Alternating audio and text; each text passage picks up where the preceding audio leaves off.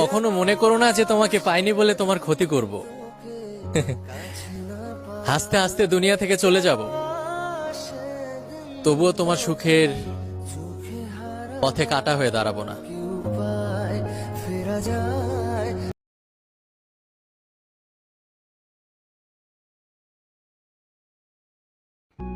পৃথিবীতে কিছু মানুষ আছে যারা শত চেষ্টা করেও কারোর আপন হতে পারে না, যেমন আমি। সত্যি কি মানুষটা আমি এতটাই খারাপ ছিলাম, নাকি আমাকে দূরে সরিয়ে দেওয়ার একটা বাহানা মাত্র?